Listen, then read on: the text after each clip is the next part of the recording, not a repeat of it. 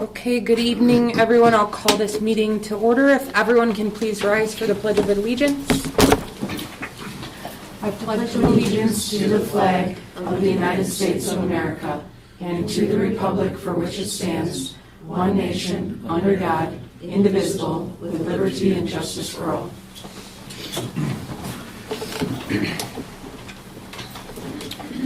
Okay, next we move to Administrator Report on the agenda posting and notification of the meeting to the media.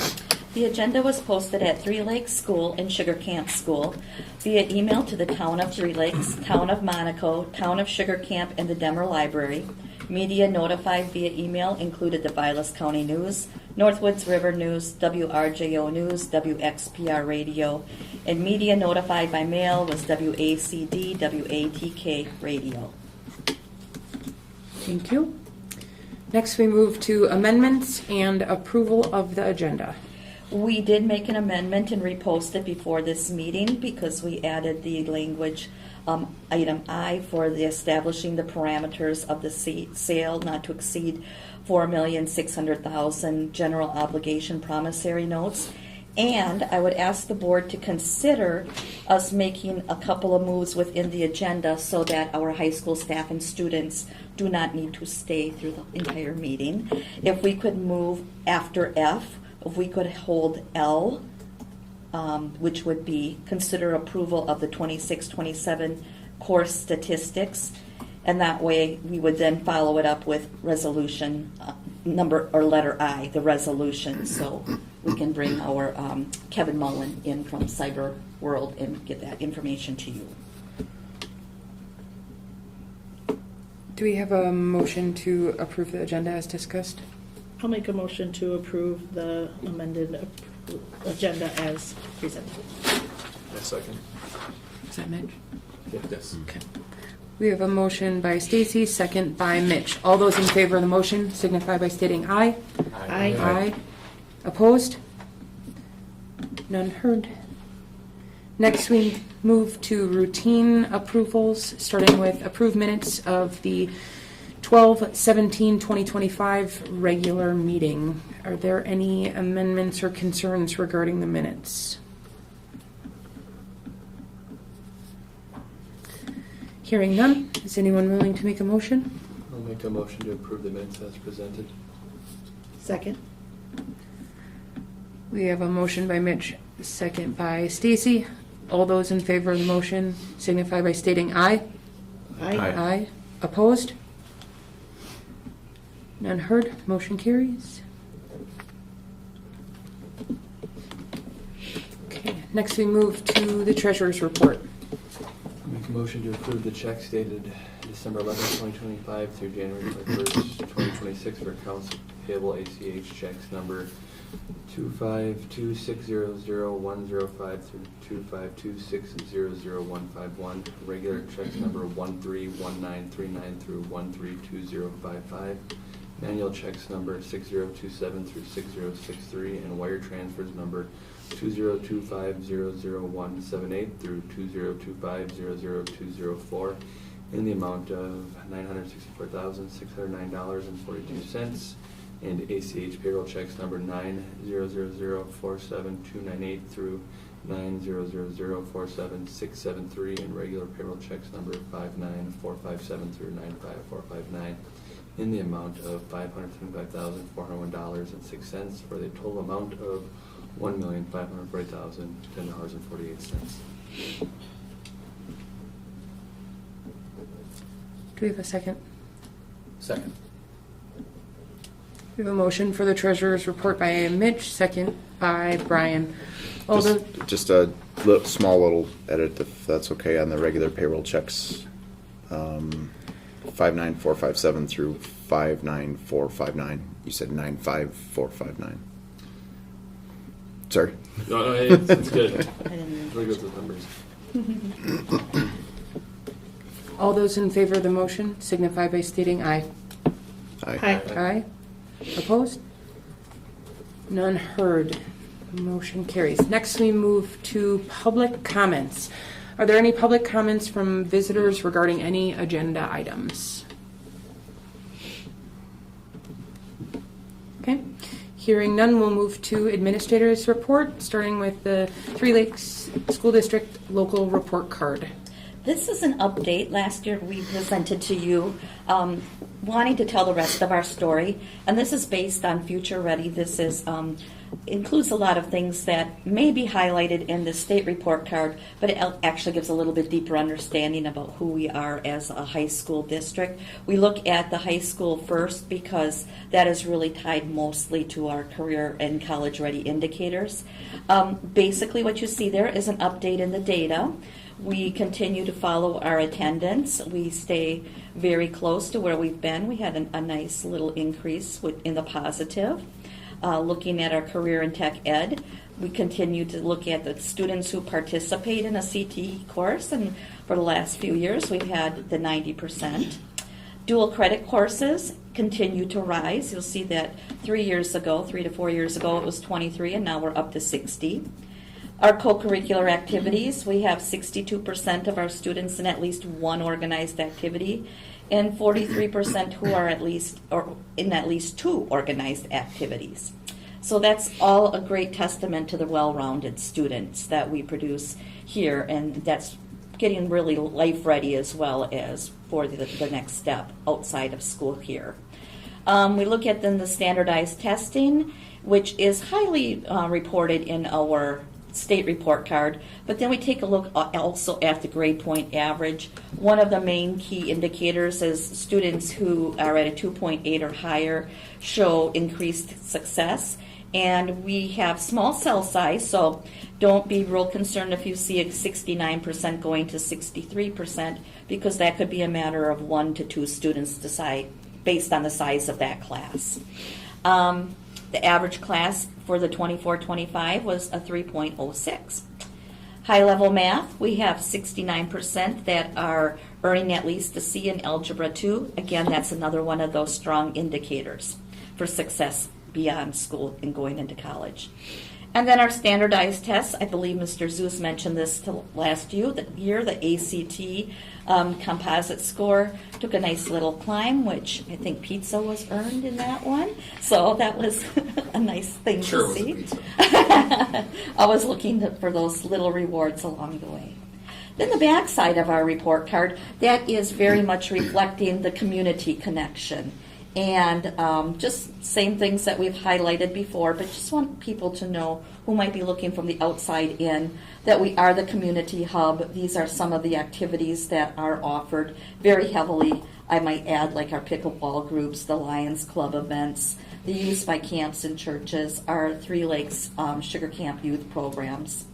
And our fitness center for 24-25 had 438 active members.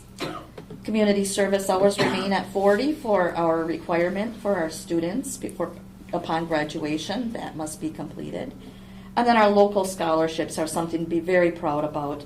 Average local scholarships awarded each year, $83,000. Since 2000, $2.2 million in scholarships have been awarded. Looking at staff, we know that the teachers in the classroom are the highest indicator of success within students' lives. 70% of our staff hold master's degrees. The average years of experience is 18. We have 4 staff members teaching certified dual enrollment courses. And our student-to-teacher ratio is 10-1. Student success, just that last little blurb down there, showing a nice photo of one of our organized activities.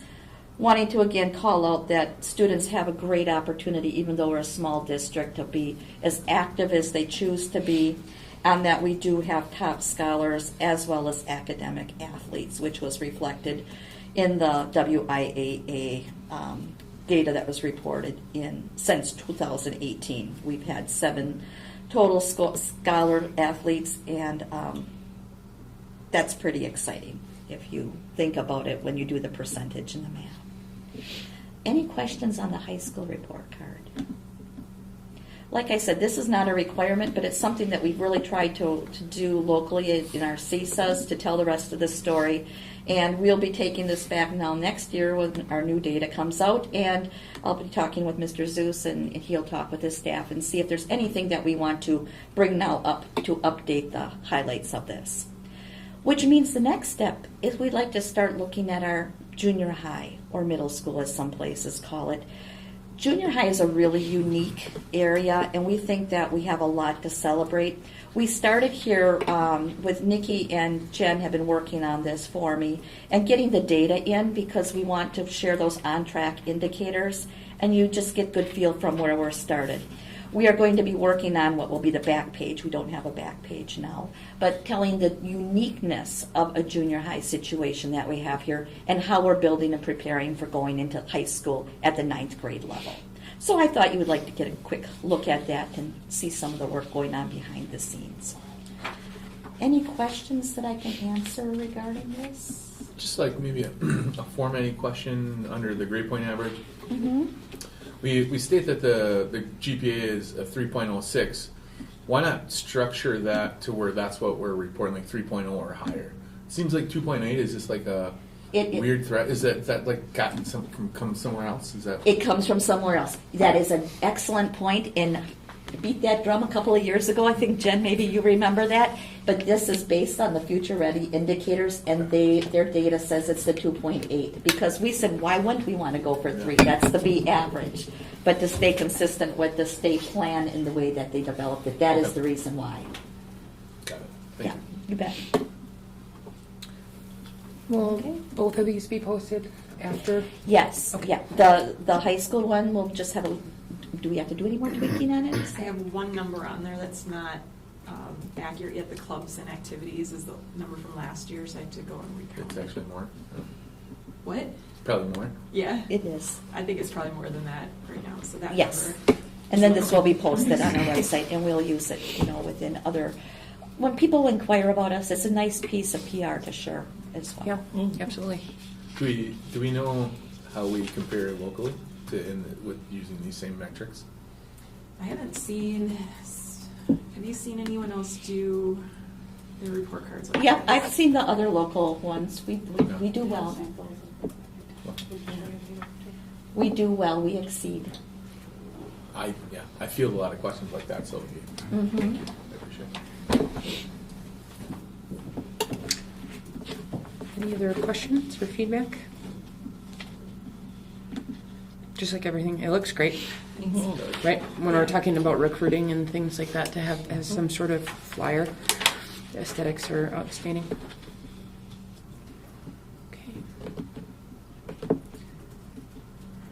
Okay, next we'll move into new business, starting with district-related positive happenings. Start from the top. Go ahead. You start from the top. All right, I'll go Start from the top this week. I got a couple things. First off, Mrs. Anderson's ecology class, 3 students in that class submitted posters to the Soil and Water Conservation, which is tied into the very same contest that our Sugar Camp 5th grade takes part in for the speech contest. At any rate, Mrs. Anderson's class submitted entries for the poster contest, and CC Mudrock, Mira West, and Sawyer Zeus had a clean sweep, 1, 2, 3 at the county level. This morning we learned that Sawyer's got first place at the regional or central judging that took place this morning. So that's kind of cool. Also, wanted to give a shout out, and some of this is starting with Terry. She approved the requested change, and then also Mr. Kaczynski, who's not here even to get the kudos I want to give him, but the high school, junior high office recently we did a phone change. And now when members of the community or staff or parents call, they get a call menu. And you hit a button if you want to leave an attendance message. You hit a button if you want to talk to the high school principal. You hit a button if you want to talk to the junior high principal. Hit a button if you want to talk to the guidance counselor. Hit a button if you need to talk to the human now. Anyway, that's been in place for maybe a month-ish. Maybe a little longer. It's been super well received, super efficient. It adds some efficiency, and really love it, because when someone hits that button, my phone rings, and if I happen to be sitting at the desk, I can answer it, or give them a call back if they need a call. You know, I mean, it goes quicker to the spots where those phone calls are intended to go. So love it, thank you for doing that, and I know Mr. G had to work with the phone provider for a little bit on that. It took a little bit, but it got done, and it's, I think, a positive thing. I have a question about that, Yeah. because I don't know if I hit the right button. And so maybe if I'm having trouble, maybe somebody else is like me, but I don't know. I'm unique. But anyways, my question is, so like I wanted to call to say that Kaylin had to get out early for a dental appointment. I didn't know if that was an attendance or a receptionist question. Oh, So I didn't know. I went to the office because I was hoping to talk to a human. But yeah, but I left a that's message. perfectly fine for one of those where I gotta check my Okay. kid out in 20 Yeah. minutes, especially if Yeah. it's gotta be fast. If it's something that, and the messages get checked about an hour, Sure. every hour. So if it's, my kid's not gonna be in today because they're home sick, That's an leave it on the attendance. message. Okay. Okay. Perfect. We could do a note in the newsletter. That's a good point. So now we're like, Clarify that, sure. That would be a good one Good to talk. stick in there. Uh-huh. Well, and also just letting people know because like I called them like, what's happening? Am I calling the right school district? What's happening? I'm like, Give me a human. I'm like, wait a minute, I didn't hear. I wasn't paying attention. I was caught up on. So, perfect. Thank you.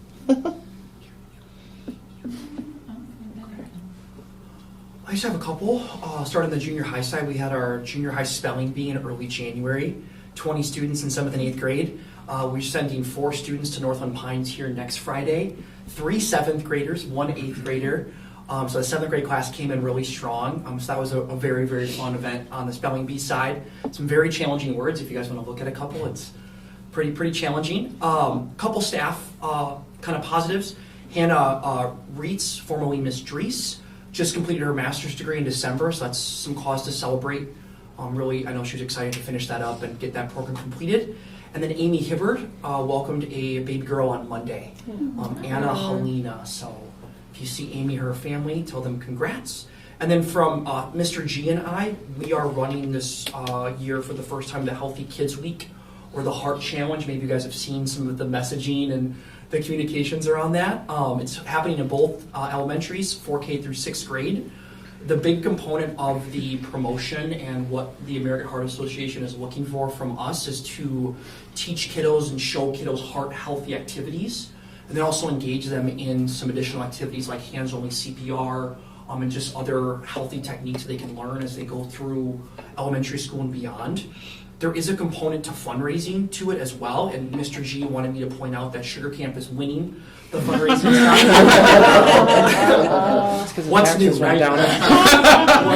What's new, but that's secondary to the main goal, which is teaching our youngsters the heart healthy skills. So everyday kids are doing jumping jacks. I've seen classrooms do burpees. I walked in a classroom yesterday doing jump rope with a fake jump rope. So it's been a really great week. First time we've ever run it. And then kind of the culminating event was today. We had Mrs. Patricus and Mrs. St. Louis, 2 of our parents in the community with kiddos in the district. They did a hands-only CPR course for 35 students from 4th grade through 12th grade. So we ran out of spots. The demand was so good in terms of the number of mannequins she was able to provide for us. So completely no charge to all of our kiddos, and they received that certificate of completion upon completing the program today. So we are likely going to run an additional course later this year because of the demand and because of the interest from kiddos and also families. So it's been an awesome week in both elementary schools. So. I can thank them for the fact that I have baby sharks stuck in my head after that's the needs that you do CPRs. And it was a really great week to pick it because it's been so cold, so they've been having to do inside recess, so the extra activity is appreciated at the home as well. Yeah. Kind of strategically picked the week because it's kind of a solar week in Yes. the year. So. Perfect. I do have one update. We have 4K open house registration going on. So if you know any youngsters who will be 4 before September 1st, send them our way. They can call Katie in the elementary office. February 9th is the 4K open house. Has there been interest already also? Oh, yes. Okay. Yes. Perfect. Sugar Camp is ahead.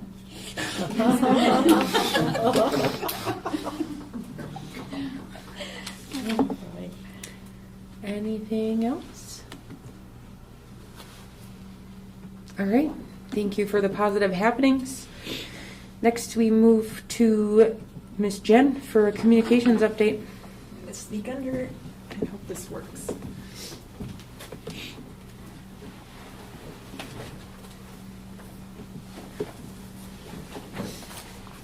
Okay. So first of all, thank you for letting me present. It's been a long time since I've had a chance to talk to the board about what I do and what communications looks like here and who I am. So before I kind of get into it, I just want to give you a little background to how I came into the district and my background. My degree is in communications. I have an emphasis in print journalism. So I started my career working for a magazine company in Iowa. I was in the outdoor division. I worked for deer and deer hunting was my first job out of school. So I did a lot of outdoor industry stuff. And I moved into circulation and a little bit of marketing there. And then my husband I met at Krause. He was a graphic designer for Deer and Deer Hunting magazine, and the rest is history. We moved up here to work at Cole Publishing. I was on the editorial side there.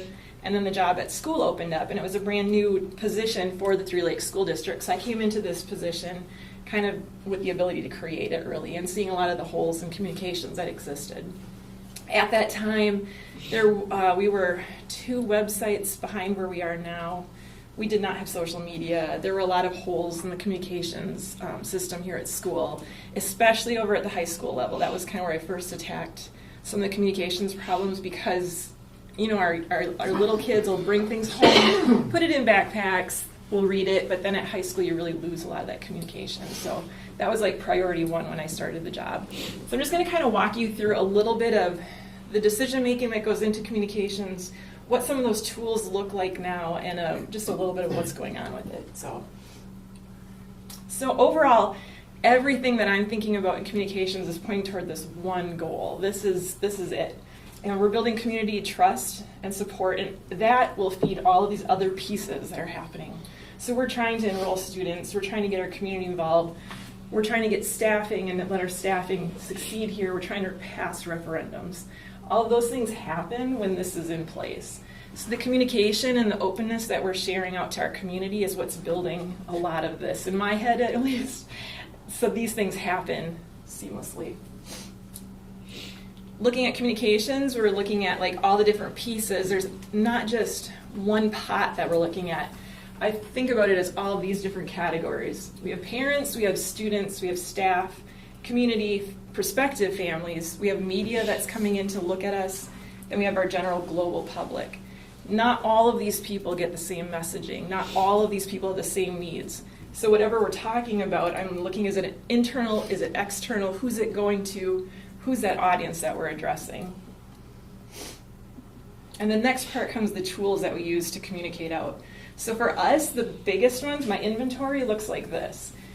Infinite Campus is our messaging system that we're pushing out text, email, and phone calls to. Newsletters are what goes out weekly, the Blue Jay Buzz, the Robin Report. We have our website, social media, email. We're using the televisions out here, bulletin boards. Those are all communication pieces that we can put things out to. And niche.com is a newer one that is more of a marketing arm that we're looking at prospective families and speaking to them. That is a partnership we've established in the last couple of years. Those are my biggest categories, and then beyond that, there's other little ones like press releases, SmugMug you could kind of count. That's where I host photos, posters, newspaper ads. There's a little pieces in there all over the place, but these are the big inventory ones that when the message is going out, we're looking at which ones they're going to. So this is kind of what it would look like. When school is canceled, this is what my brain's doing. Who's my audience? Our parents and community needed to know about that on, what day was it? It was Monday, right? Mm-hmm. On Monday. How urgent was it? It was super urgent, so I had to pick one of those tools that would get it out there immediately. So it went out to all of those because we're pushing that message quickly. Now this diagram is going to look different for every type of message that goes out. So like for instance, Charlie today, he asked me about getting some communication out about parents having to do a background check for the ski trip. That would just be a parent message. It wouldn't be urgent, so these wouldn't be used. It would be more like it could wait till a newsletter, or so we're kind of looking at that urgency mixed with who it's for to decide which tool it's going out to.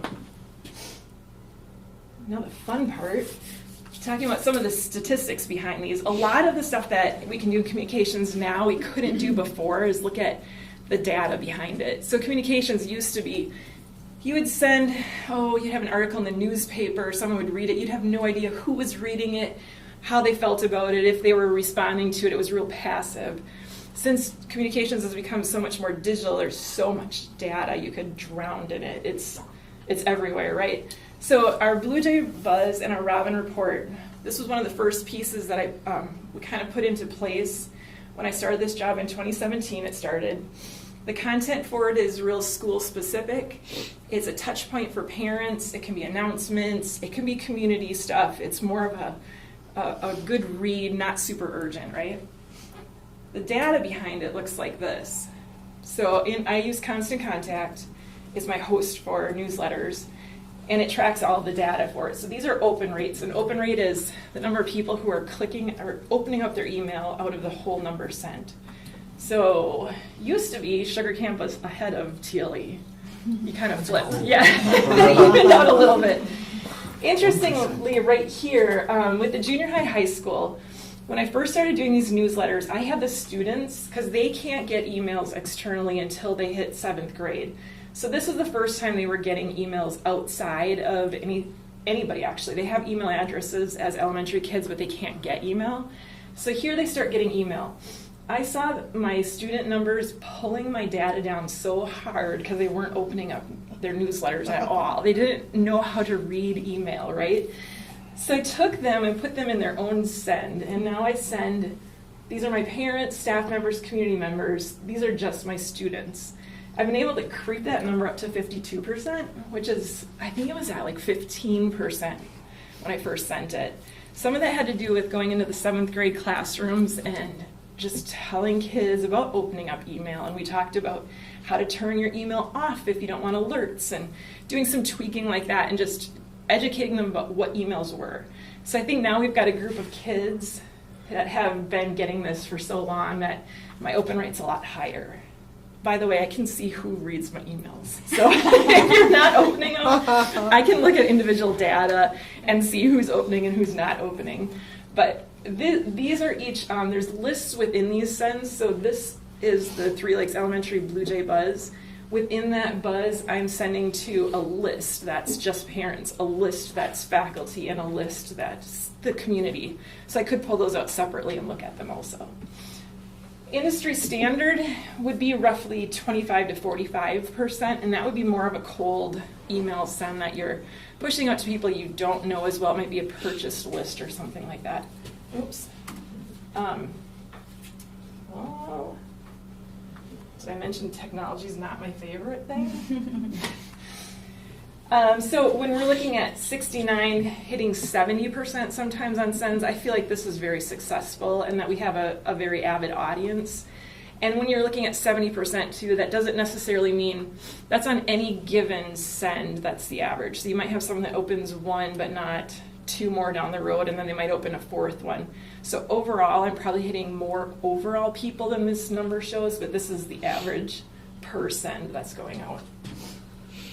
And then after that comes click-through rate. So click-through rate is of the sends that you have, how many are actually clicking on something. Again, industry-wide is 2 to 3%.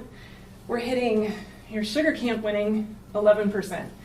This in here, I looked at it a little bit deeper today. It really has a lot to do with how many photo galleries are in there. So I saw like up to a 20% click-through rate when we were at homecoming. Everybody and Christmas is the other one. Those two are always going to get my like highest number of click-throughs. I can also see that there's data on SmugMug that shows me those galleries, and I can see that those are the ones people are viewing overall the most. Then we get to social media. So purpose here, we've got brand building, connecting with our community, district information. It's also a place for crisis communication, which is a whole nother part of communicating. Our audience is current potential families, our greater Blue Jay community, but also the general public. So being aware that social media is anybody can see it. Most likely it's our local people, but being careful what we're putting out there just because anybody's looking at that. Platforms, I have Facebook, Instagram, and YouTube. Facebook started in July 2018. We now have 2.8 1,000 followers. So it's healthy. It's really healthy. In Instagram, we started in 2020 and YouTube in 2021. Facebook and Instagram are connected. They're owned by same company, so it's managed in the same suite, and there's a ton of data available. This is just a tiny, tiny bit of it. So I pulled the data from September through now just to show you, give you an idea of what that looks like. This is number of views, which is kind of a real, to me it's a loose number. You're kind of chasing data a lot of the time with some of these platforms because they're changing their analytics and their definitions a lot. But even looking at 712,000 eyes on things is what they're saying. That could have been like people sharing it, people seeing it in a feed, a friend shared it, you saw this. That's just everything, right? What did I want to point out? Oh, data up here. Women like social media. So we have 72.2% of our followers are women, 27.8 men, and we are definitely skewing over the age of 35 on Facebook typically. I looked at general global data of this just to see how we compare to global Facebook trends. We're slightly more skewed toward women and a little bit older also. So typically actually globally, men were ahead. It was like 55% or something. And in the US is something like 60%. So we are definitely just skewed a little bit there. This is our top content from September 2025 to January 2025. Our school day cancellation made number one. That happened mainly because of all these shares. So people sharing it out that much was giving it this many views. So every post in Facebook or on Instagram, I can click through and see even more data on it. NHS, number 2 spot. So that was pretty cool. We had 162 likes on that. Look at all the comments. Whenever you get more comments like this too, it's going to drive all that data up. So the more interaction, social media is really skewed toward that interaction. It's rewarding all of this stuff down here by a better post. Volleyball came in 3rd, and then we've got 2 homecoming spots at 4th. School board was in the top 10, that post from last week. You guys don't. You're welcome. No. The trend there is always, you kind of know like when you're going to put something up with community in it, I know I'm going to get higher response on it. It truly does happen. So I do see that, and I kind of knew it would happen, honestly. They like you guys. Instagram is much lower, and I will fully admit here that I am not, I'm the age bracket of Facebook, so I'm a little more comfortable over there, and Instagram isn't my sweet spot yet. I know I need to improve this because here's why. Look at what happened to our age bracket over here. And then when you look at that number globally, we're at 64.3% over age 35 here, but globally this skews much more toward the younger generation, which I bet Libby can attest to if she's listening. Instagram? Yeah. Yeah. Facebook? I don't have Facebook. There you go. A little microcosm. So our numbers are going to be lower here. I'm just not posting as much content on Instagram right now. I'm using... just a note for you. So athletics I've taken in the last year and a half and put them all into stories on both of our social media platforms. So the game updates, everything's running on stories in the morning. Those expire after 24 hours. So you see it, they're running across the top. Instagram is really, really geared towards stories. So the kids are seeing that a lot more and interacting with it a lot more over there. I see fewer interactions on Facebook with it. It's just how it's running right now. I'm still kind of like figuring out what to do with some of that, but I like the way it's running anyway because it kind of keeps that manageable and in a spot and it has its place. So this is what Instagram's top content looked like for this year. These 2 were posts. These 3 are stories. Stories are really fun to do. And again, I want to get better at this, but like this weekend, I think, was that from you, Stacy? Stacy gave me a photo. I was like, give me some stuff. You know, as the soccer team was going and doing their thing, she was sending me stuff and I was throwing it up on stories and just giving updates as it was happening. So that story element is really geared towards some active posting while events are happening, you know, like during homecoming and scores and kind of keeping people updated because it doesn't stay in that feed and it disappears. So that made the top 5 on here. Then we have our district website. Purpose of this is a whole lot different than social media. Really thinking of it as an information hold, where you're putting all of your resources, people are coming there for information, kind of more like a library, honestly. And it can be a marketing tool for prospective families also. That's why on this bar right here, enroll is here, because we're thinking about prospective families. It's at the top and easy to find. Audience on this one, current potential families, our greater Blue Jay community. We're hosted by CMS for Schools is where our website comes from. The current design was 2020, and I am looking at a redesign right now. So it's kind of like one of those, it's not bad, but you got to keep updating it and looking at keeping things fresh always. This is website data for you. So this is Google Analytics. Lots of data is available here too. The thing I wanted to point out is this. So this is data from September to January. These are the top pages that people on our website are using. This has held true every time I've looked at this data. Like, geez, I want to say since I started. This is our homepage. They're coming in. That's going to be the top because it's entry page. These are when you click on an event in the calendar. That's that URL. Then you see the calendar, the lunch menu, the staff directory. I'm going to flip back here for a second. The calendar, lunch menu, staff directory. Keeping all that stuff top is the reason it's up there, because this is what people are looking for. So they're coming here and you can even see it down here. They're coming to the lunch menu. They're going to the main pages. This is student logins, I bet. The students are coming in right there. Knowing this is what helps us keep that design relevant too. Like, we know what people need, we can keep it at the top of the page and easy to access. So this data right here, pretty typical. Here's winter break, goes down. I pulled it this afternoon and looked at it from May to now. And in the summers, you can guess, like, it drops, right?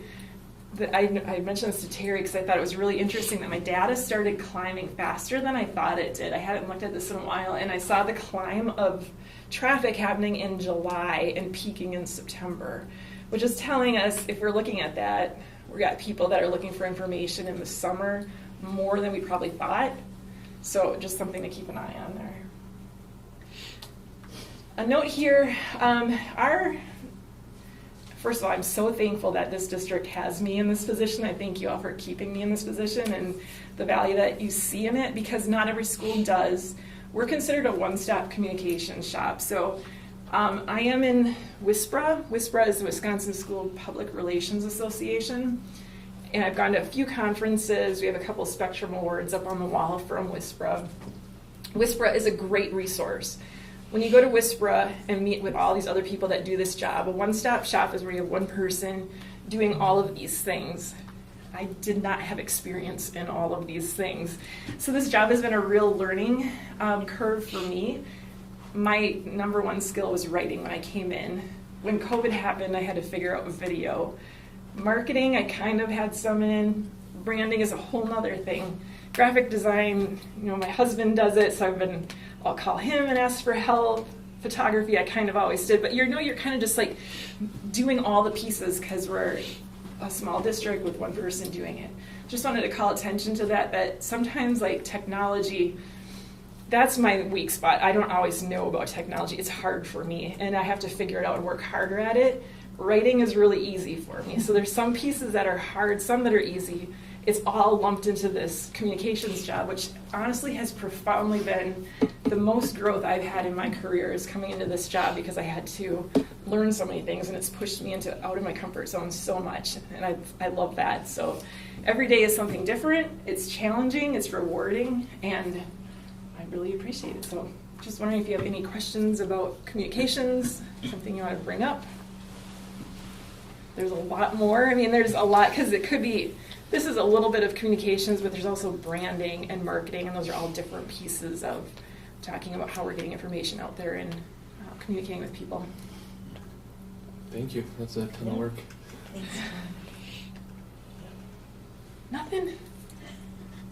No, it's interesting when we go to the conference, because we have conversations and they're talking about education on communicating with your public, and Whisper handles those.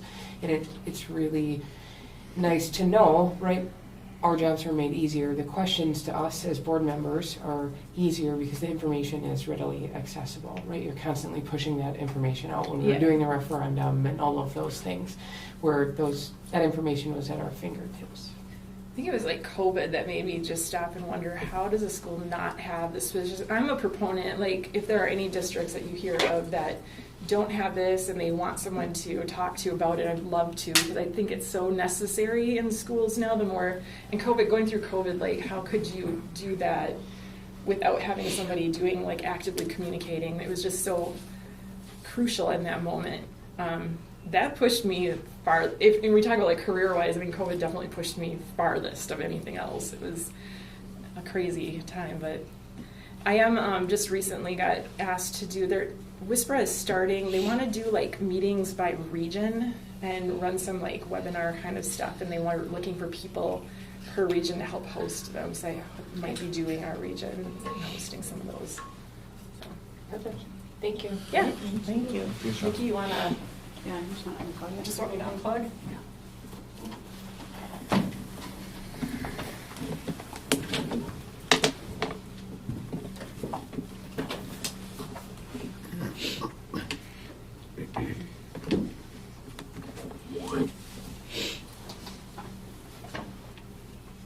Okay, next we move to February and March meeting dates. The February meeting date will be on the 18th at 6 p.m. in the boardroom. The March meeting is scheduled during spring break, which that's fine for me, but I suspect several people have other plans. So we need to decide this evening if we would like to do it a week earlier, March 11th, or the week after, March 25th. I don't know if you want to check calendars or if you have something that kind of pops to your mind. Looking out in April, the April meeting will be April 15th, if you're looking for spacing.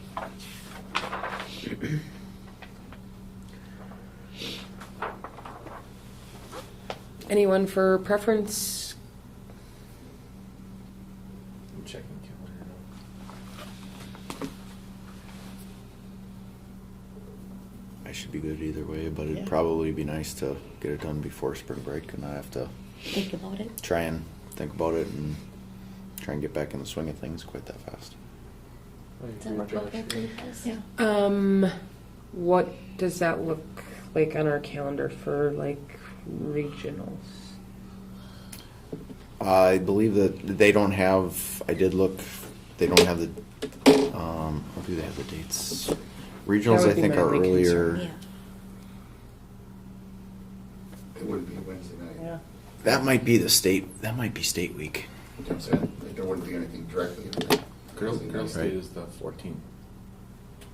13, 14, 15. So the weekend before. They are boys after. Who started first this year? Girls go first. Girls go first, so that would be boys. That would be going into boys week. Mhm. The I 11th believe. you're talking about?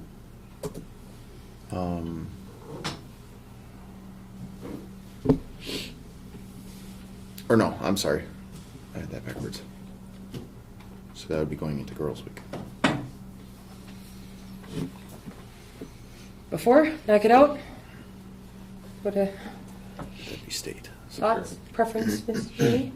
I would prefer to go March 11th, but like I said, I will be here anytime you all want to be here. I think the spacing works better than knowing that April is the 15th.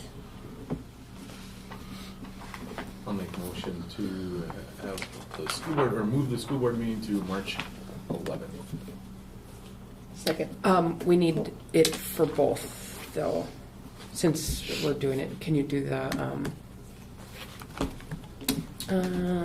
no, February standard. February is Okay, standard, yes. go ahead. Sorry, Brian. Okay. So I make a motion to move the board meeting, the March board meeting to March 11th. Second. Okay, we have a motion by Brian, second by Stacy. All those in favor of the motion signify by stating aye. Aye. Aye.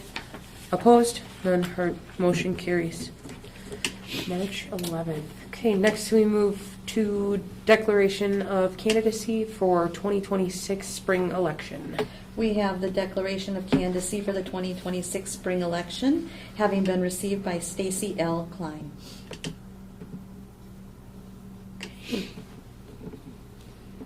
Next we move to consider approval of personnel report. We have an update this month with our hirings.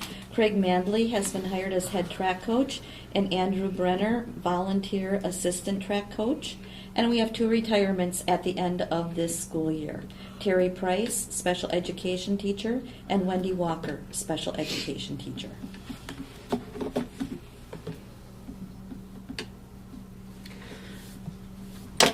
Just a question, right, 2 out of our staff seems pretty significant. Is there a plan in place?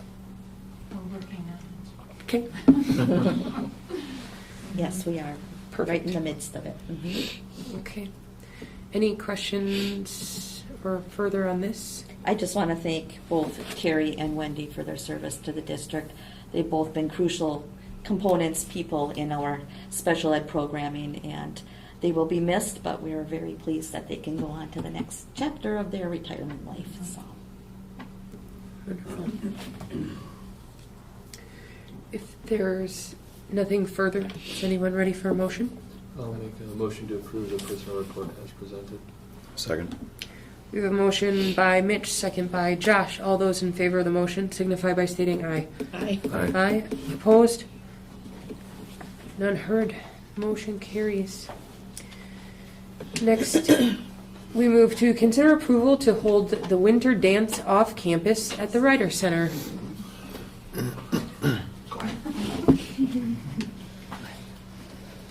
So, for the 2026 winter homecoming, I am requesting that we be able to move the dance to the Ryder Center. We did that for the fall, and we had a bunch of positive feedback.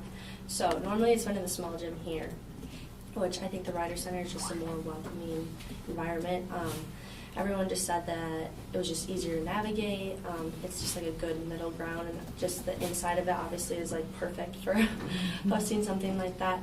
So the dance is on February 14th, and then the times that we have is it starts at 7:30 and it would end at 10 p.m. Is there any questions regarding that?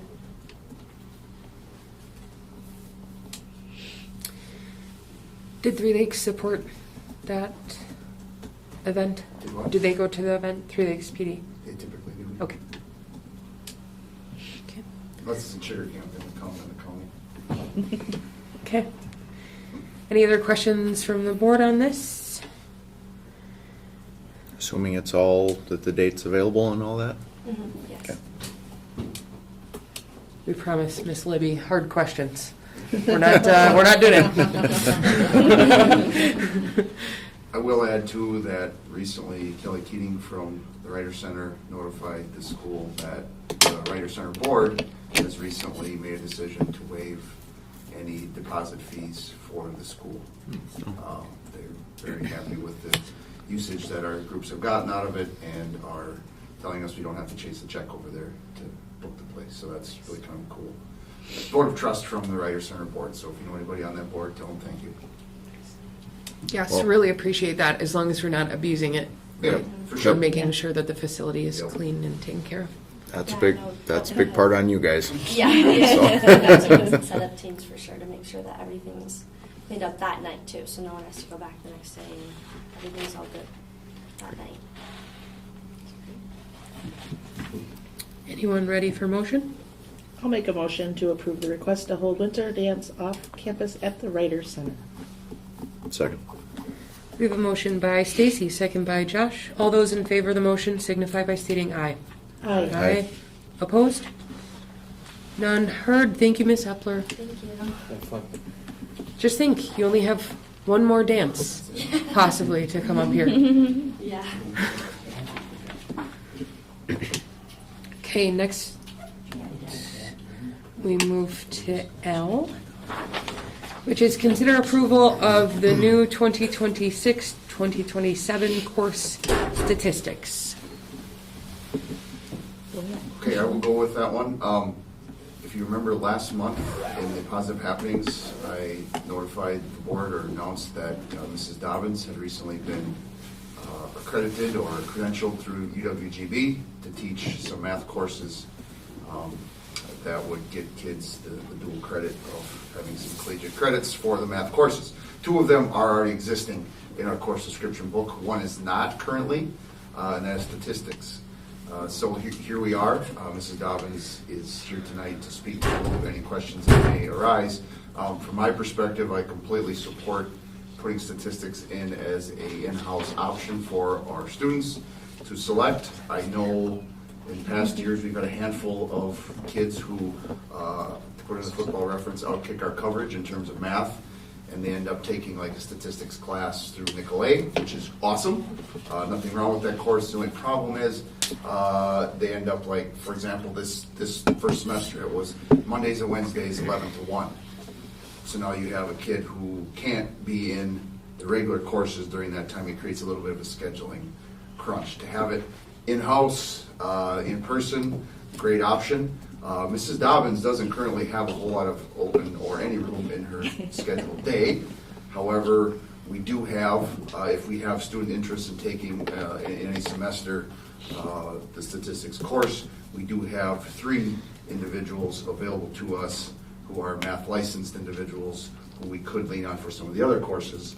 They couldn't teach stats, obviously. That's got to be Gretchen. But so we do have some flexibility for scheduling this should we have a significant enough student interest to run it in person. So staffing wise, we can do it. And Gretchen's here to answer. Go ahead. I'll stop yapping. I think it opens up another pathway as well. So right now, after Algebra 2, really the only option for students to take in-person classes here at Three Lakes is pre-calc and then calculus, which is great for students going into the STEM field. But to open up a statistics pathway, a lot of other careers outside of that would be using a statistics course in their requirements for other degrees. So I think that is beneficial for our students just to have that option as well, and students could do both too if they want to double up in math. As seniors, they could do calc and statistics. So just having that option is nice. And for the college-bound student, that does a lot when you walk into a 4-year school and you've got some of those already knocked out in this college.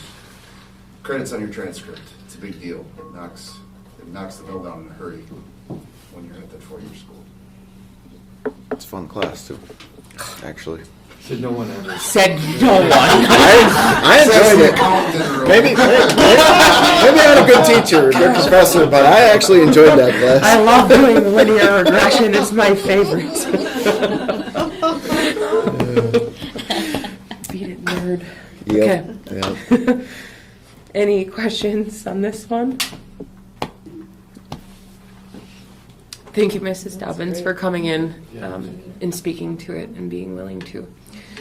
I think it's a good course to have it in person as well, just for quality of instruction purposes. Anyone willing to make a motion on statistics?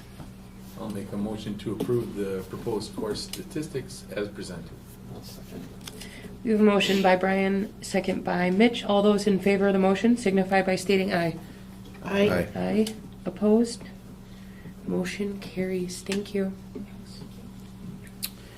Next, we move to I. Resolution establishing parameters for the sale of not to exceed $4,600,000 general obligation promissory notes. And Nikki's getting us up and running. Kevin Nolan will be joining us. Kevin and Caleb and I have had several times together the last few weeks. Whole new learning world with this, but this is going to look very similar to what you saw last year, or last time we did the original resolution, and he's going to go through that with us.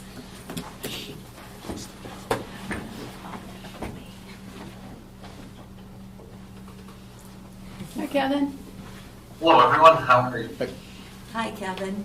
Thank you for joining us. Thank you for waiting in the wings as we got a few things out of the way. Of course, no problem. I I feel like everyone is kind of situated and ready for the agenda item. So I appreciate you letting me present remotely. And can you hear me okay? Is this communication working? Yes. So I'd like to share my screen, if that's okay.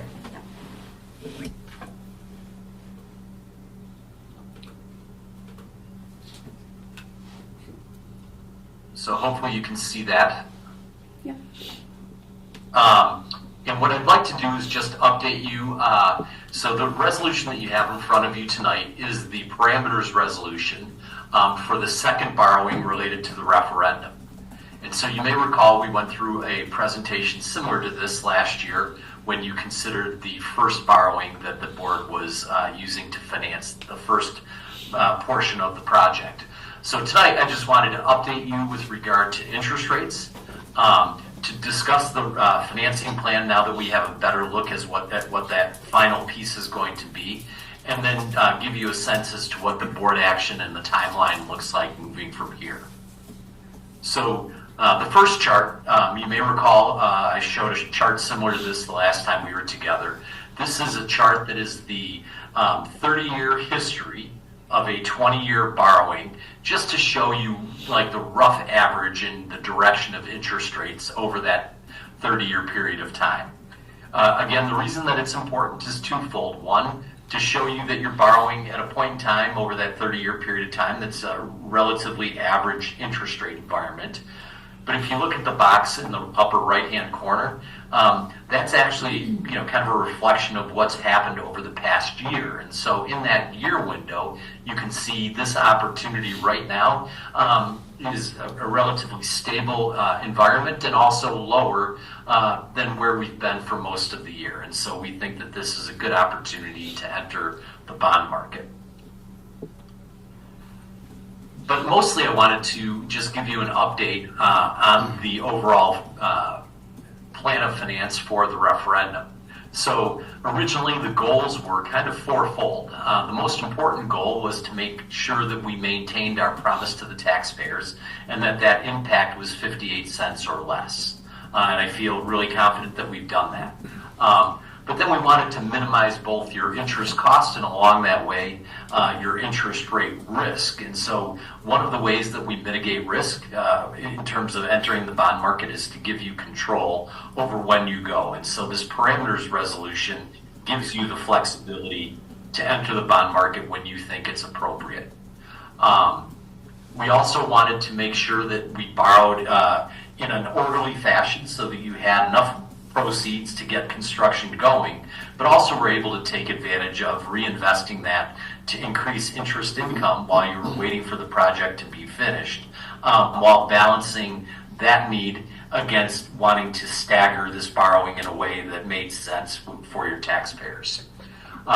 So the parameters resolution has a couple key components to it. It sets forth the maximum borrowing amount as being $4.6 million.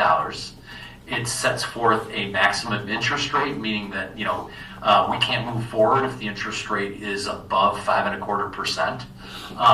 We've designated both the board president and the business manager as being the two people that can execute the authorizing certificate or approving certificate once all the parameters are met.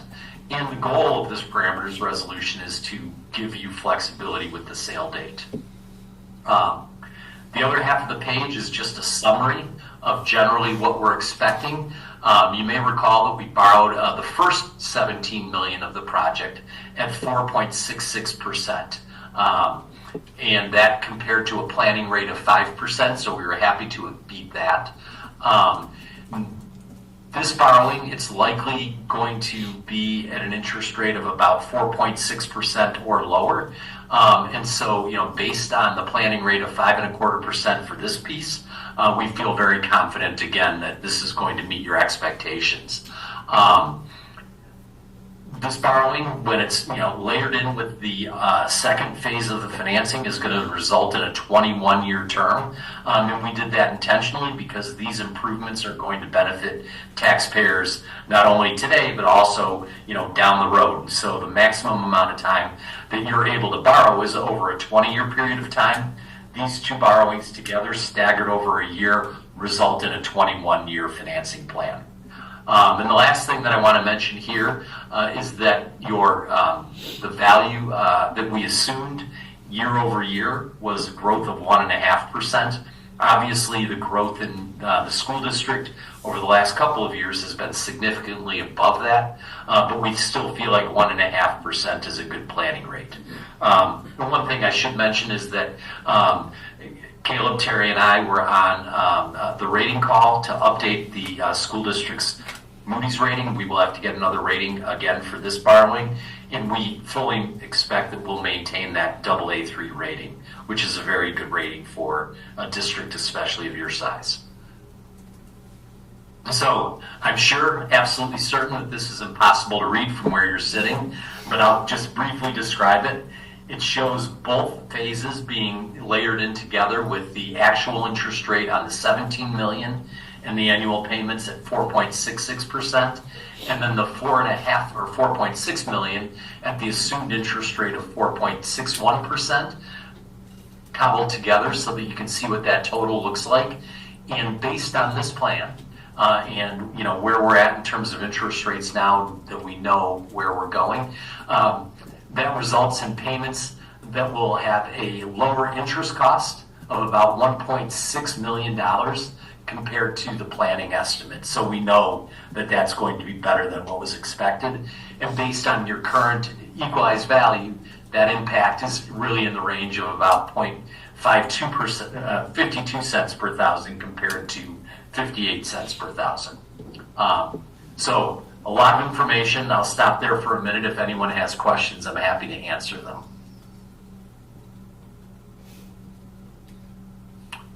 And if not, I'll just move on to the last page, which is the plan of finance, and gives you a sense of what the timing is. So, as I mentioned, we've had our bond rating call. We've had our disclosure call with bond counsel and disclosure counsel. Tonight is the referendum or the resolution considering the authorizing resolution, and the board has the ability to take action on that. Assuming that you take action to approve the authorizing resolution, we're planning on receiving the bond rating on Monday, and then we anticipate being in a position to market the notes in the next week or so.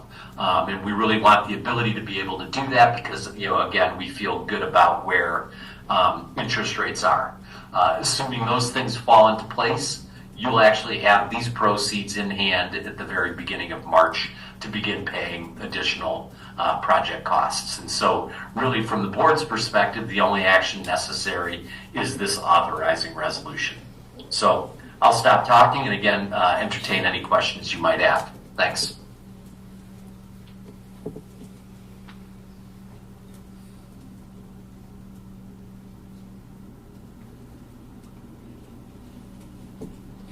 No questions?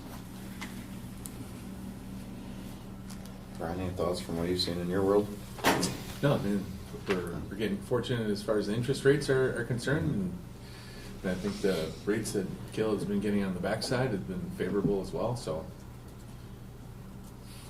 It's a guessing game, I know, but Appreciate you being here, Kevin. Absolutely. Well, I'll stick around in case there's just, as the board considers the authorizing resolution, and if not, I can drop off after the motion is moved on. You've moved beyond it.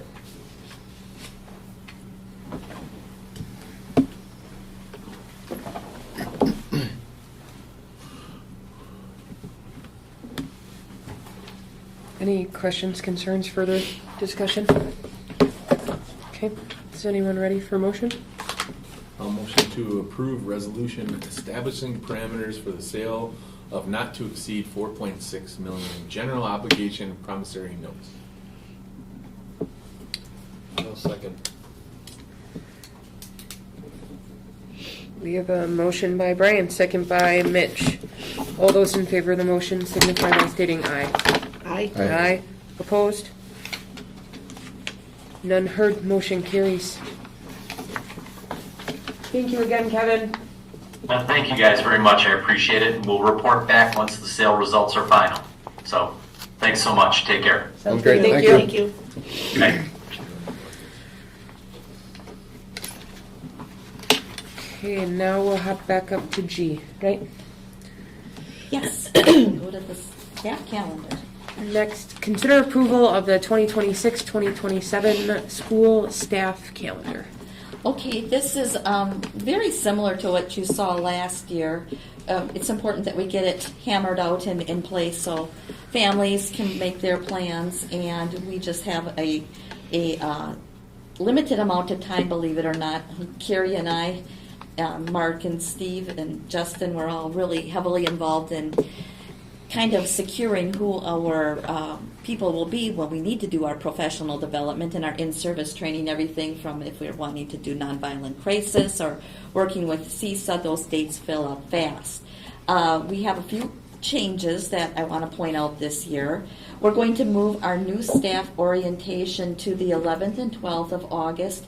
We decided in reviewing and reflecting on it, it's an awful lot to take in when you're a brand new staff member, when you're having to learn Infinite Campus and grading and your new digs and just the whole bit. So we decided to put that a week in advance. Mr. Busco's been very helpful with this and leading the charge in this program. And we feel like we're going to even improve that a little bit better. And having that separation in time gives more effort and specialized attention to them. So then we'll bring all staff back on the 18th, and 18th and 19th will be in-service training days. The 20th is highlighted because that is going to be a paraprofessional specific training summit at CISA 9. We did it this year. The timing wasn't good, but the benefit was wonderful. The support staff really reported they've learned very, very much about it. A lot of social emotional learning, how to handle different situations, and we want to continue that. So they will be in session on that day. And then we will be back the following week, the 25th, 26th, and 27th.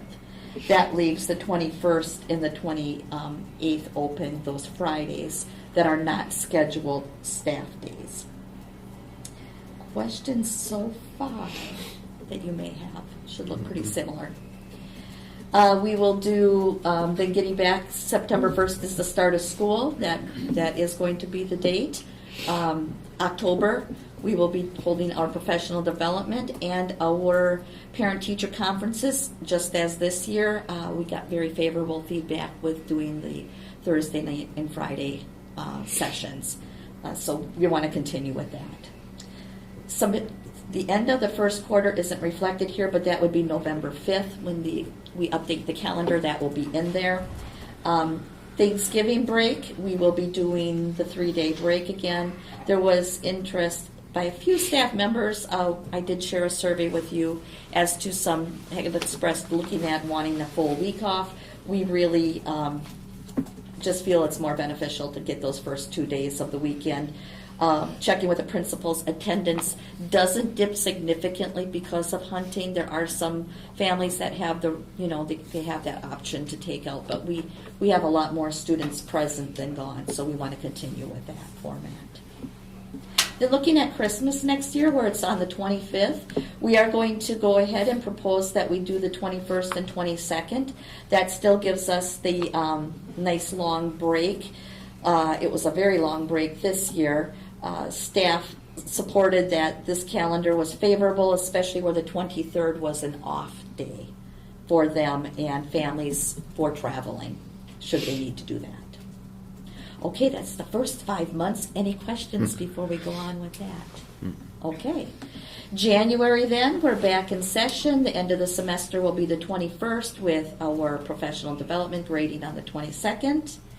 February, this is unique the last couple of years due to the requirements of Act 20, having to write the individual or personal reading plans and wanting to have that conference section as we've done it before.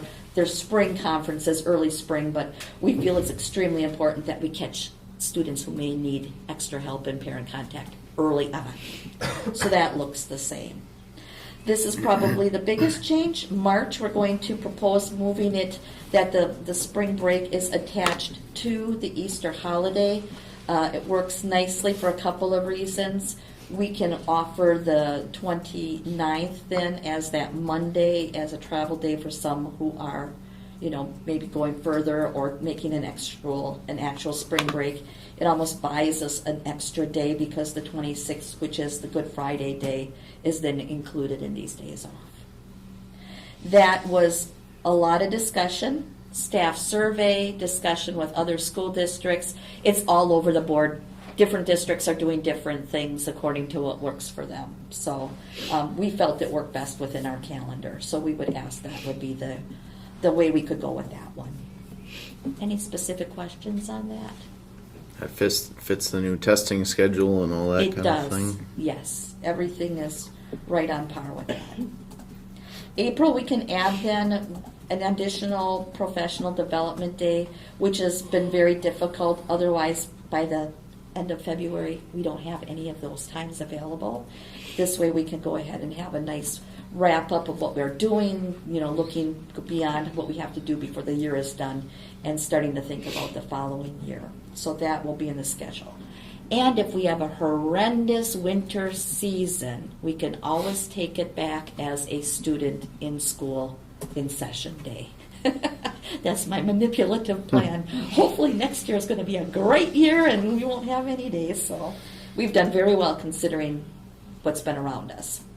Then looking at May, just showing you the graduation date of the 28th. In June, we will still be out June 3rd. Again, if we don't have to do any makeup of time, which we should not have to, we have plenty of hours of instruction built into the calendar. However, I like to keep the caveat, yes, you may have hours of instruction, but when you start to miss a certain number of days, and when you're getting to like 5 days missed, you're losing significant instruction time. And if that was the case, then we would have a discussion at the board level if we felt we needed to do something about that. What you don't see in this calendar is the after-school 1-hour professional development sessions.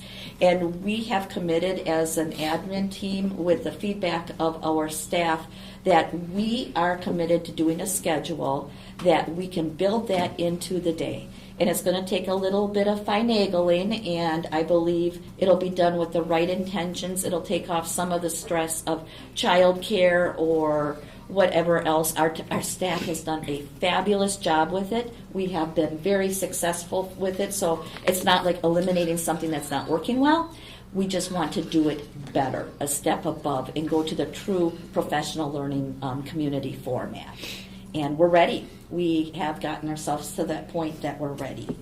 So do you have questions about that? So is that on the feedback survey? There's wording that is cut off. Mm-hmm. So was It just exported that way. which is fine. So I'd assume that like when we're looking at the green, like 45% preferred adopting it within the scheduled duty day versus after. Yes. Is that what I'm okay? Yep, and there was some that didn't care. Much more than I. Yeah, just shy of 20%. Yeah. No preference. So Right. Well, 33 people responded. yeah. It only went to professional teaching staff. Okay. It doesn't go to paras, it doesn't go to other employees. These are the people who are doing the professional development. Which was what's our total number? Let's- 150 on Unprofessional. That's not teaching staff. On professional staff. 20 in high school.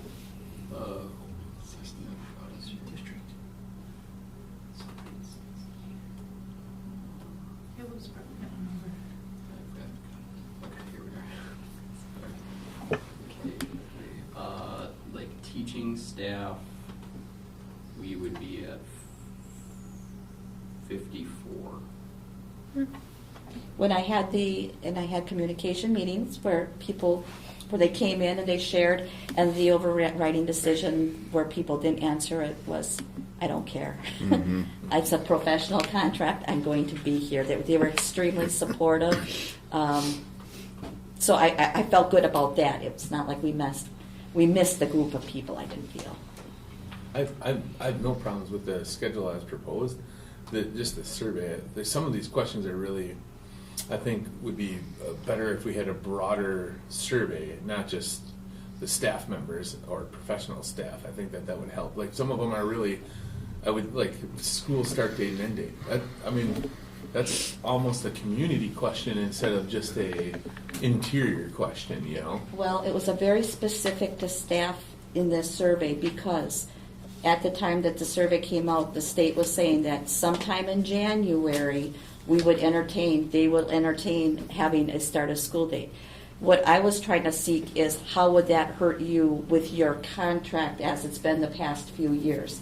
If that would have come to pass, we would have brought it as a community input type of situation. It stalled out again, and the couple of districts, including Northland Pines, that did make the request because they were state was telling us everybody would be approved, were immediately turned down. Yeah. So, once again, Yeah. yeah. But if we would do a change like that, that would be something that we would go to more of a community approach.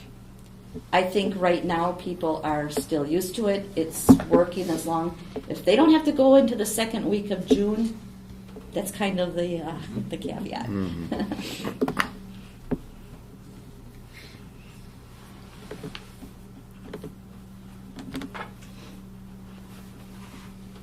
Any questions, feedback, concerns? Okay. Is anyone willing to make a motion on the staff calendar? I'll make a motion to approve the school staff calendar for the 2026-2027 school year. Second. We have a motion by Mitch, second by Stacy. All those in favor of the motion signify by stating aye. Aye. Aye. Opposed? None heard. Thank you for putting that together. Thank you, and we will work with Jen and get it polished up before we publish. Right, so it'll go into the public format then with all the Dates. staffy stuff out of it. Okay. I throw out the other, again, I'll call it a caveat, based on what we know about construction right now. Mm-hmm. We could always have an emergency movement because of where we are status-wise with building, but feeling very confident with the timelines and the projections at this point. So.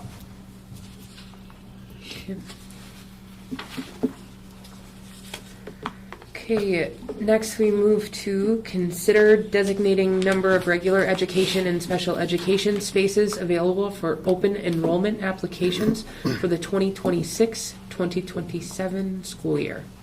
We bring this to you every year in January. It's a state requirement that we have to identify what seats we have available for both regular education and special education.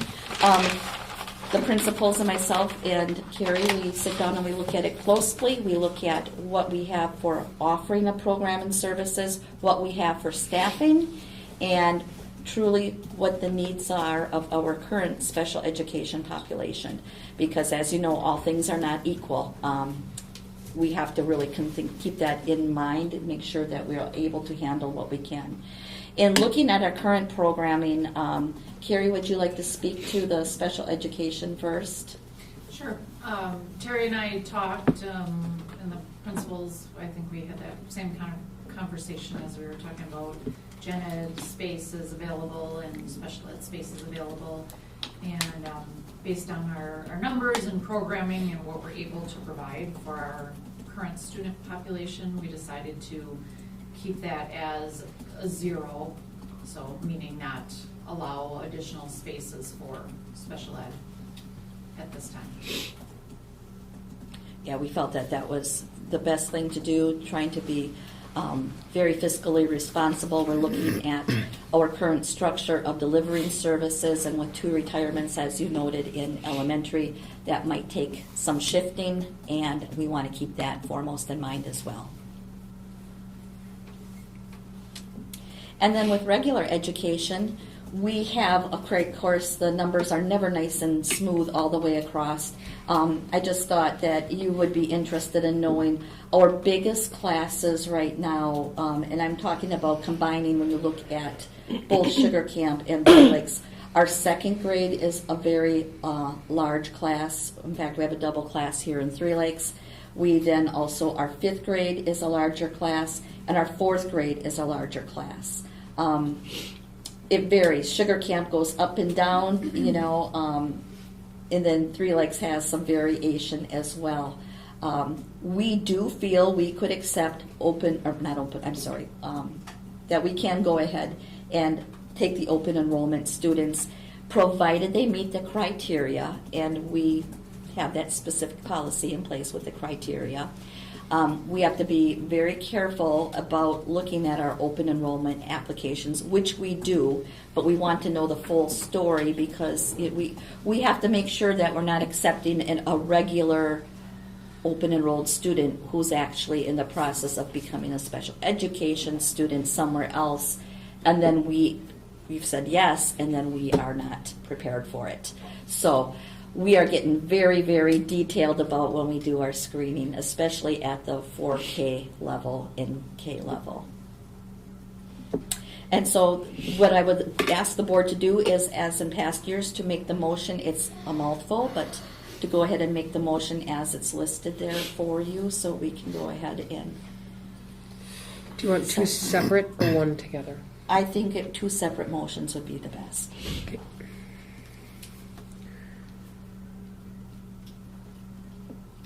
Carrie, I just have one more question. I don't remember the percentage off the top of my head, but what is our percentage? It's hovering around 17 to 18%. Which is still higher than the state average is, or ideally it's supposed to be around 10%. Okay. Yeah, state average is a little bit higher than that right now. Okay. So I guess that answers my question. That was kind of thinking like, so even if we would have a net loss for next year, it would still be like welcome. Like we wouldn't replace one for one at this point if we right. In specific to non-resident open enrollment, right? Not Special resident education. Correct, but resident is different. Right. Correct. Right. This is just for non-resident open enrollment. Mm-hmm. Okay. We still have to go through the process of reviewing those IEPs and... Yes, I guess we should probably mention that too. Even if we have this policy and a request is made, Carrie still reviews it thoroughly. Mm-hmm. She and I talk about it and we look at it because we would never want it to appear, and that's not legal to just say you're not welcome because this is your disability. We have to have justification for why we're doing what we're doing. Okay. Any further questions? So the first motion would be for the regular education when ready. I'll make a motion to accept non-resident open enrolled regular education student applications for the 2026-2027 school year, provided they meet the established district criteria as there is adequate space in the current program. Second. We have a motion by Stacy, second by Josh. All those in favor of the motion signify by stating aye. Aye. Aye. Opposed? None heard. Motion carries. Next, we move into non-resident open enrolled special education. I'll make a motion to not accept non-resident open enrolled special education student applications for the 2026-2027 school year as there is not adequate space available in the current program. Second. Brian? Correct. We have a motion by Stacy, second by Brian. All those in favor of the motion signify by stating aye. Aye. Aye. Opposed? None heard. Motion carries.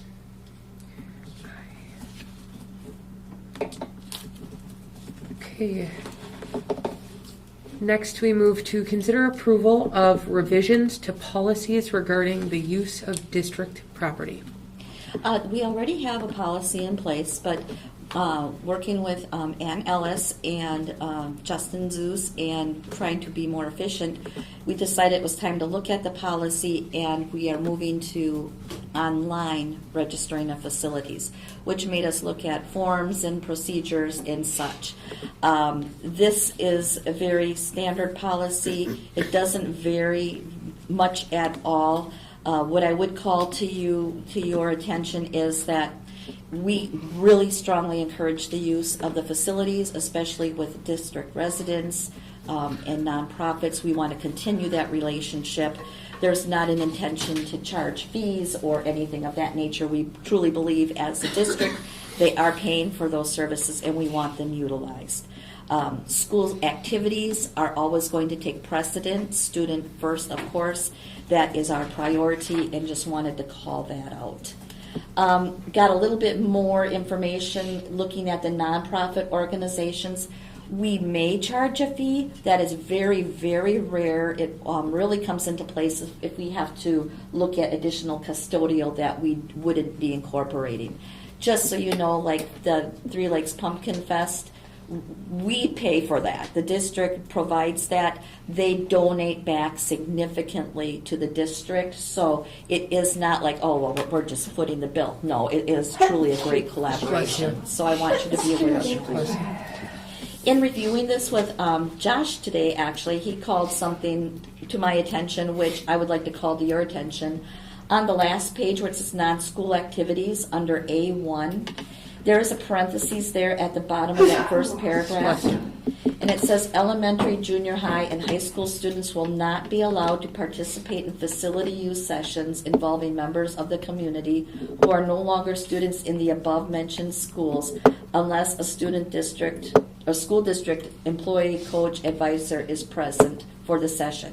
I did double check. This is from the original, which I would call old language.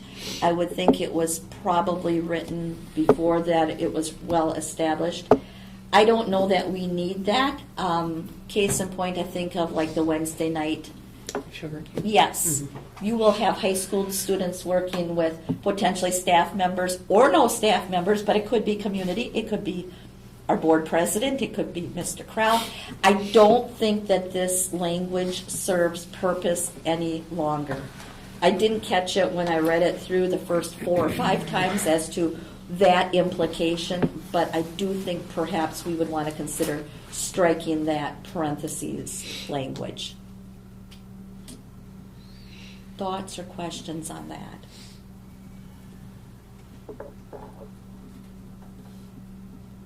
I saw in here, and I can't find it right now as I'm looking at it, but when I reviewed the documents, there was something about storage of equipment.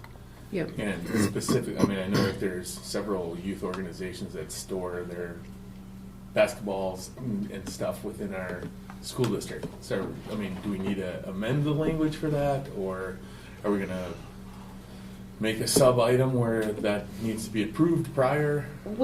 That has not been a problem. Where I think this refers to is truly like using our cooler spaces, things like the perishables, where we have more of a health code issue. We've always tried to make Christmas tree room for PTO to, if balls need to be stored.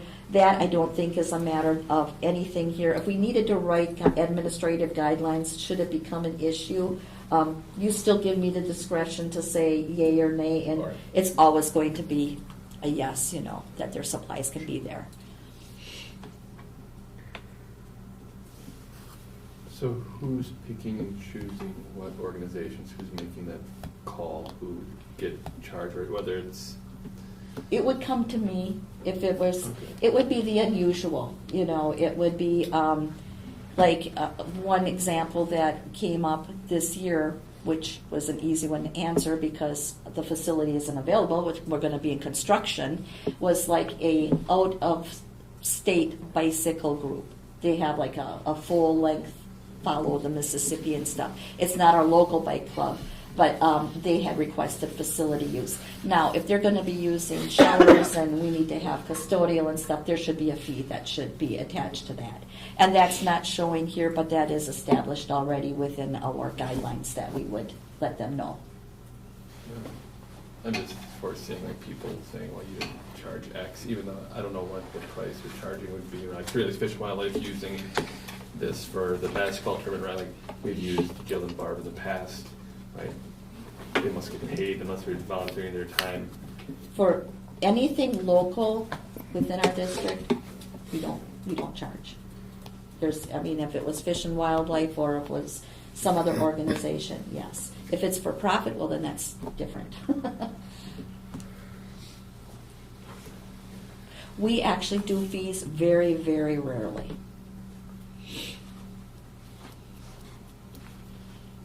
Which is a match, because now we have, right, like a facility that allows us to use their facility for every dance that doesn't charge us. So Right. it goes back and forth.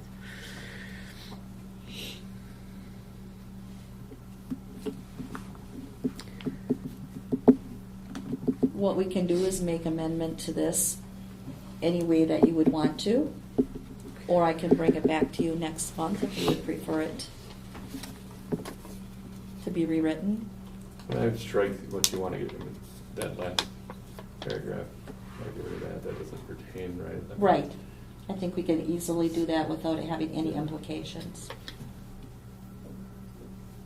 The only other thing that I thought that I just was curious if we want to put in there just to give us the ability, I guess, is, a lot of contracts like this, do we want to put in there something like school district has the right to alter, change, or cancel a request at any time for any reason, but will do its best to honor, requests as presented. There's always times where, we might approve a nonprofit coming in, but all of a sudden, due to a scheduling conflict or weather or something like that, where, maybe one of the school teams, just say it's winter, we had a basketball game get canceled, or we had a basketball practice get canceled and they need that practice. So do we want to write something in there that we can change if need be at any time?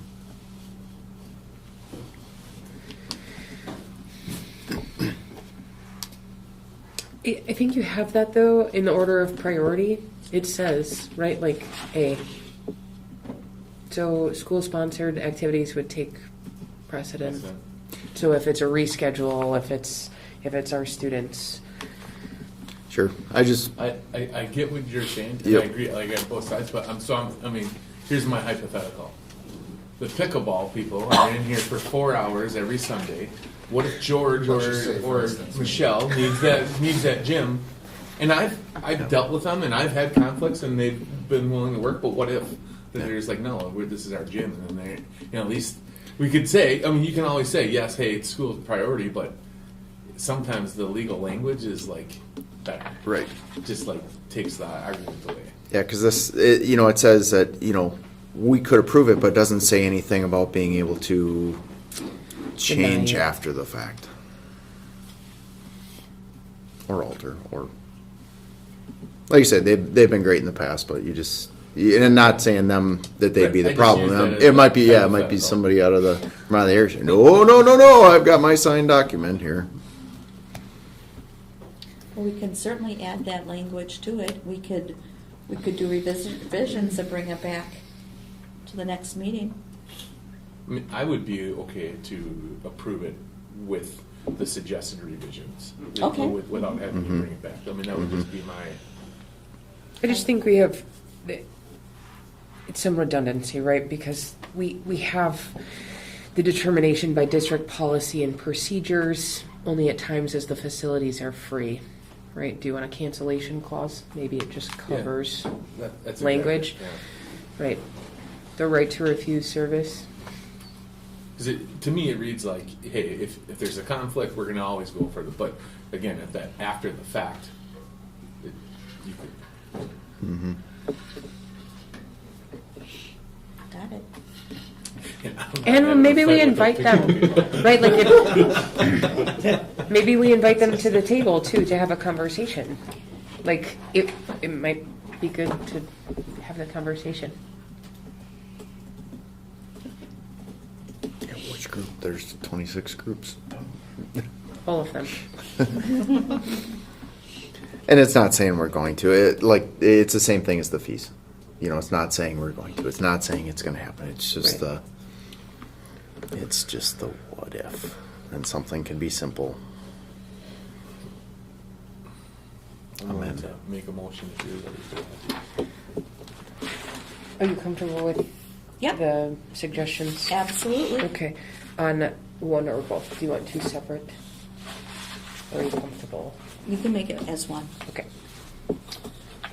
So I'll make a motion to approve the revisions to policy 834, public and community use of district property, and policy 834, rule procedures for the use of school facilities and equipment as, with the amendments as stated. Second. We have a motion by Brian, second by Stacy. All those in favor of the motion signify by stating aye. Aye. Aye. Opposed? None heard. Motion carries. Okay, next we move to consider approval of 4 and 5-year-old kindergarten and first grade admissions policies. This is again very similar to what we've had. Wanted to specify some dates. First of all, looking at 4-year-old kindergarten, we are going to stand with that we do not do early admittance to 4-year-old kindergarten. They must be 4 on September 1st. I can tell you that by the testing we've done and some of the situations we've encountered, not recently, but in the last 5-6 years, 4-year-olds come in at such a wide range that we really feel we have to stick with that because they are the unknown. We do not know what's coming in with these little persons, and we have to learn them.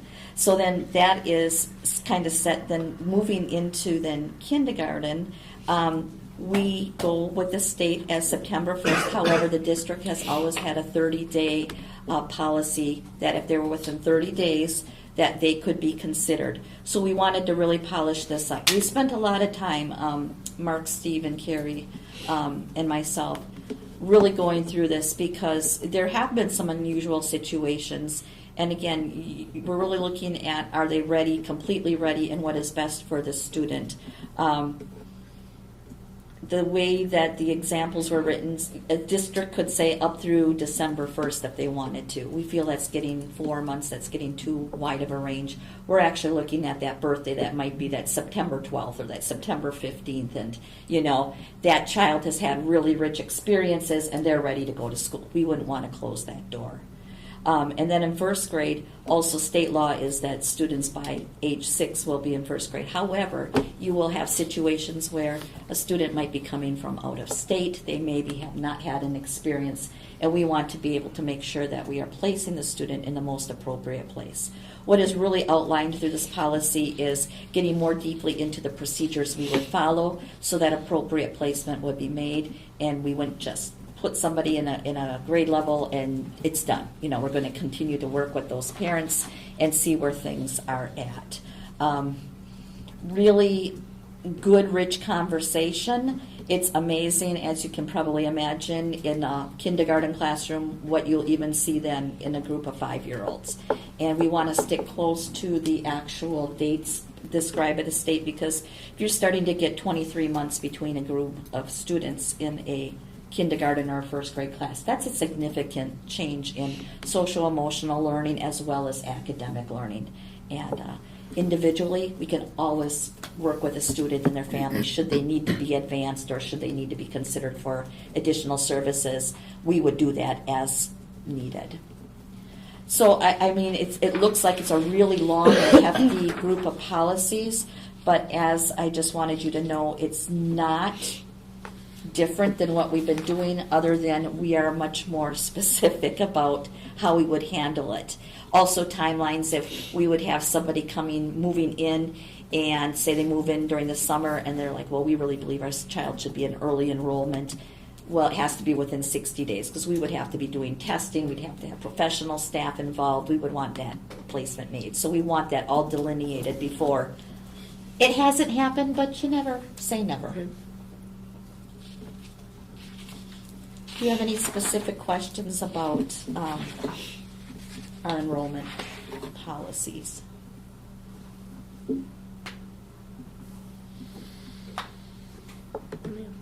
Okay.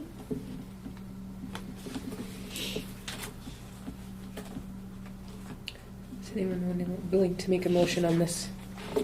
I'll make a motion to approve policy 421, admission to kindergarten and first grade entrance age, and 421 rule, conditions, standards, and procedures for exceptions to age and other admission requirements for kindergarten or first grade as presented.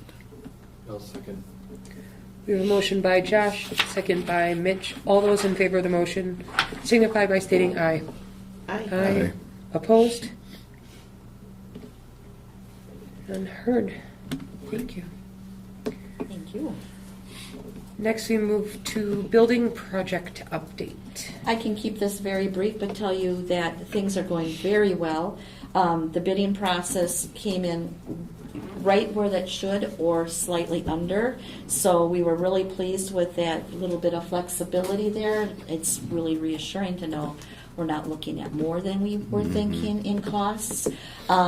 The board had given myself and Caleb permission to work directly with Nexus. I can tell you, in case there's any questions now as it comes out in the public, we were able to go with the low bidder in every situation. When we spoke with Jared, he would go through what the bids were and stuff, and we didn't even necessarily know who the bids were. And then when we were talking more about it, it was like, oh, yes, because I had, right from the start, if you recall, I had said there would be some preferred bidders, if possible, in our local area that we would like to give consideration. And he was just as pleased as punch to say, well, they were the low bidder. So it worked out very nicely. In doing our due diligence call, it came up 2 different times in the last couple of days that the process that we did was appreciated because it took the Board of Education out of a potential conflict of interest, especially with the Pitlick and Wick. That's a large contract, and their bid was significantly better than the other one, but where we would have Josh here, of course, he would have removed himself from making that decision, but it took it out with any kind of scrutiny that way. It looks like things are moving. We've already got a trailer here. We are planning on starting our first phase as soon as spring break. You guys might be coming back to seeing some things going on. We're looking at getting the lunch situation squared away in Sugar Camp, how we're going to handle that. Caleb and I will be meeting with everybody, and more to come on that. It might be a little bit of a variety as far as doing some cooking here, doing some cooking at the Sugar Camp facilities, back and forth. It depends on the day and what other needs there are. We really want to bring Sarah in, and custodial, and Jill, and Caleb, of course, is helping direct this with myself. And what is the most efficient, what is the most cost effective, and still giving our kids good nutrition. It's not going to be great. It's going to be clunky. There's going to be days when it's more like, it's a Tuesday, we can't get that facility. It's going to be more of your low key, I don't want to call it the big lunch, but it's not going to be the wonderful turkey dinner that they sometimes have for us. But we have our eye on the prize. It'll be short term. The goal is to have that kitchen facility up and ready, full speed for the start of the next school year. I think it's been very good. The contractors have been here. Really great experience so far with Eric Radke from Nexus. He's the supervisor, the site supervisor, and the other folks that have been here have been very accommodating. We've been able to have ongoing conversations, and I think that we made the right move, and I'm feeling very confident for you as the board and for us as a community that it's really going to be moving now. It's wonderful. Great. Any more feedback? Reference this from the community. I know some of us have fielded some things along the way and concerns, but has there been any more since our last meeting? Concerns regarding? Just overall complaints or concerns from the community. I know Caleb was fielding a lot of those for us. Just the 2 that you guys know about, the one at the meeting and then the email. Okay. That was it.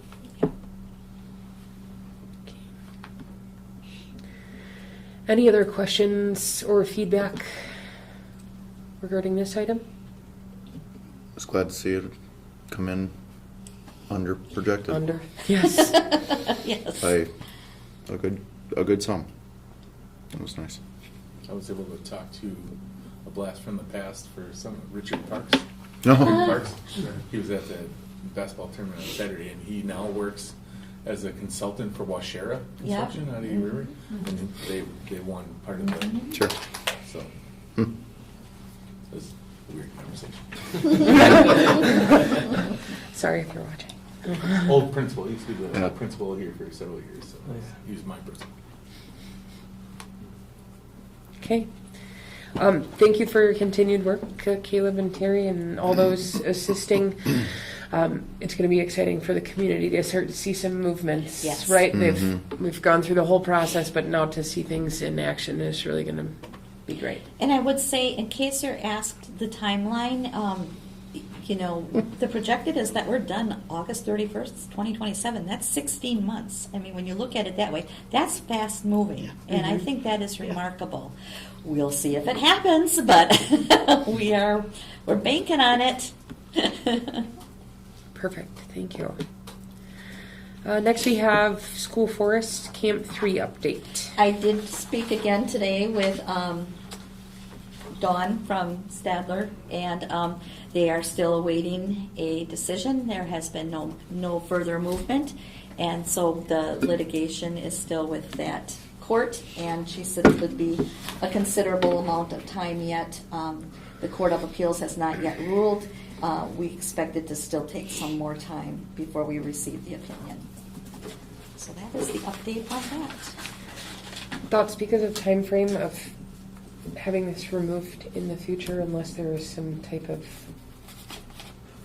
actual movement? Off of the agenda? Correct. That is up to you. That is at your discretion.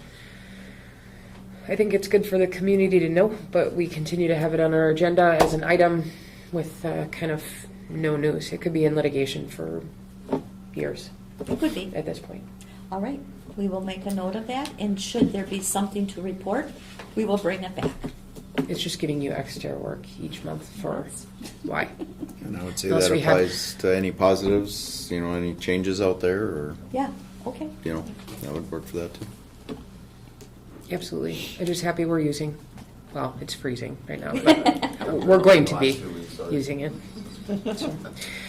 Okay, next. Gonna need a heck of a piece of equipment to get in there right now. Next, we move to WASB correspondence and updates. You'll see a survey link. It's that survey tool. We didn't do it recently. I would like you all to go ahead and take the survey. Again, you can be a very novice basic. Answer it truthfully. It gives us good feedback to figure out where we might want to do some professional development training. If we want to bring in WASB to do some training with us in the future. If you could do that, I would say within the next month or two, then by, towards the end of the school year, we could make some decisions as to what we want to do with that. If you need help with it, just give myself or Nikki a call. It's very self-explanatory. One thing for all of you, I did bring back my packet from the delegate assembly. If you have any interest, I made a mark on each of the resolutions to say if they passed or failed. Similar to the last couple years, the delegation has been unwilling to bring any disapproved resolutions to the floor. There's some contention and arguing. Overall, it was pretty smooth. Again, we'll have that awkward conversation again next year. But if anyone's interested, right, in the process or going to that delegation, it is an interesting experience to just kind of get a understanding of overall in the state what people are thinking. One of the most contentious topics that really has nothing to do with our schools, but it was limiting the membership for WASB, which would have been a cost savings to schools. That would essentially have school boards be able, or school districts be able to be WASB members and get the benefits of WASB, but not be voting members in the delegation or resolution at a lower fee for the school district. Overall, as a delegation, it was argued for a significant period of time, but it was ultimately turned down. So there is no change in membership to WSB for school boards. If you're a member, you're a full member, no rate of pay difference. So everyone will have a voting member at the state education conference in the delegation. So outside of that, if any of you want to look at the packet, I just put passed, if it would passed or not. So. All right. If there's nothing else, next we move to adjournment. Do we have a motion? Motion to adjourn. Second. We have a motion by Josh, second by Stacy. All those in favor of the motion signify by stating aye. Aye. Aye. Opposed? Motion carried. Thank you everyone for coming. Stay warm. Temperatures are getting better.